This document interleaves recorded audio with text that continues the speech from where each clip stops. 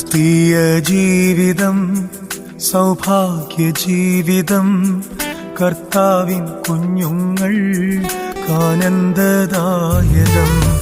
ക്രിസ്തീയ ജീവിതം സൗഭാഗ്യ ജീവിതം, കർത്താവിൻ കുഞ്ഞുങ്ങൾ ആനന്ദദായകം. കഷ്ടങ്ങൾ വന്നാലും നഷ്ടങ്ങൾ വന്നാലും ക്രിസ്തേശു നായകൻ കൂട്ടാളിയാണ്. ദൈവവചന ചിന്തകൾ കേൾക്കുന്ന എല്ലാ മാന്യ ശ്രോതാക്കൾക്കും ക്രിസ്തീയ സ്നേഹവന്ദനം.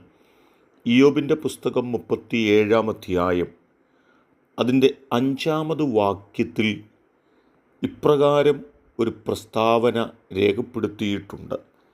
നമുക്ക് ഗ്രഹിച്ചുകൂടാത്ത മഹാകാര്യങ്ങളെ ചെയ്യുന്ന ഒരു ദൈവത്തെക്കുറിച്ച് ആ വാക്യത്തിനുള്ളിൽ ഓർമ്മപ്പെടുത്തുകയാണ്.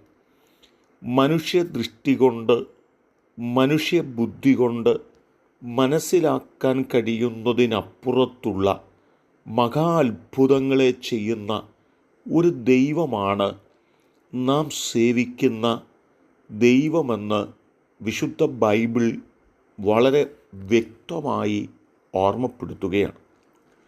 രാജാക്കന്മാർക്കെഴുതിയ 2-ാം പുസ്തകം 2-ാം അധ്യായത്തിലേക്ക് നാം ഒന്ന് കടന്നു വരുമ്പോൾ അവിടെ ഏലിയാവിൻ്റെ പിന്നാലെ കടന്നു പോകുന്ന ഒരു എലീശയെക്കുറിച്ച് ഓർമ്മപ്പെടുത്തുന്നുണ്ട്.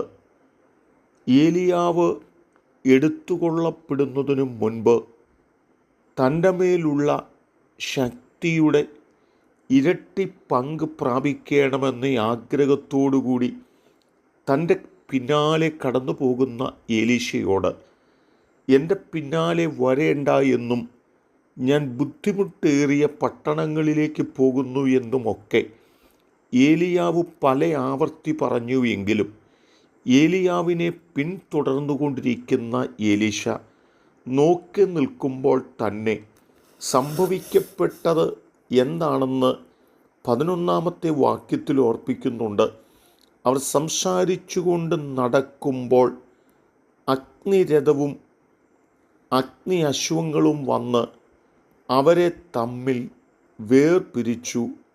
അങ്ങനെ ഏലിയാവ് ചുഴലിക്കാറ്റിൽ സ്വർഗത്തിലേക്ക് കയറി. ഏലീശ അത് കണ്ടിട്ട് എൻ്റെ പിതാവേ, എൻ്റെ പിതാവേ, ഇസ്രായേലിൻ്റെ തേരും തേരാളിയും എന്ന് നിലവിളിച്ചു. പിന്നെ അവനെ കണ്ടില്ല എന്നോർപ്പിക്കുകയാണ്. ആ വാക്യത്തിൻ്റെ ഗൗരവം നോക്കണം.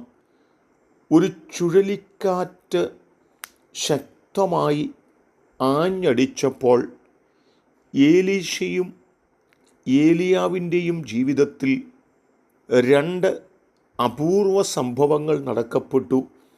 ഏലിയാവിനെ ആ കാറ്റ് സ്വർഗത്തിലേക്ക് ഉയർത്തിയപ്പോൾ ഏലീശയുടെ കണ്ണുകൾ പോലും ചിമ്മാതെ കണ്ട് ഏലിയാവ് പൊങ്ങിപ്പോകുന്നത് കണ്ടു എന്നുള്ളത് ദൈവത്തിൻ്റെ ഒരു മഹാ അത്ഭുതമായിട്ട് മനസ്സിലാക്കുവാൻ കഴിയുന്നുണ്ട്. മറ്റൊന്ന്, ഏലിയ ഉയരത്തിലേക്ക് പോകുമ്പോൾ ഏലിയാവിൻ്റെ മേലുണ്ടായിരുന്ന പുതപ്പിനെ ദൈവം താഴേക്കയച്ച് ഏലീശയ്ക്ക് നൽകിയെന്നും നാം മറന്നു പോകരുത്. എന്നെ കേൾക്കുന്ന പ്രിയരെ, നമുക്ക് ഗ്രഹിപ്പാനും നമുക്ക് മനസ്സിലാക്കുവാനും കഴിയാത്ത തലങ്ങളിൽ മഹാ അത്ഭുതങ്ങളെ ചെയ്യുവാൻ കഴിവുള്ള ഒരു ദൈവമാണ് വിശുദ്ധ ബൈബിൾ വ്യക്തമായി ഓർമ്മപ്പെടുത്തുന്ന അത്യുന്നതനായ ദൈവമെന്ന് ഈ വാക്യങ്ങളിലൂടെ ബോധ്യപ്പെടുകയാണ്.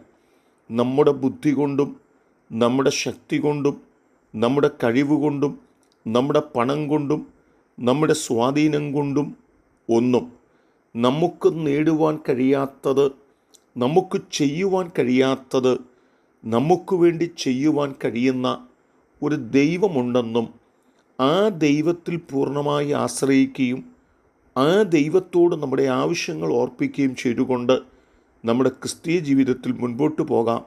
അതിന് ദൈവം എൻ്റെ കേൾവിക്കാരായി നിങ്ങളെ ഏവരെയും സഹായിക്കട്ടെ.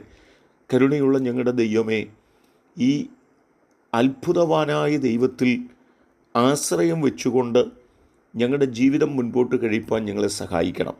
ദൈവവചനം കേട്ട എല്ലാവരും ദൈവം അനുഗ്രഹിക്കണം. യേശു കർത്താവിൻ നാമത്തിൽ തന്നെ. ആമേൻ.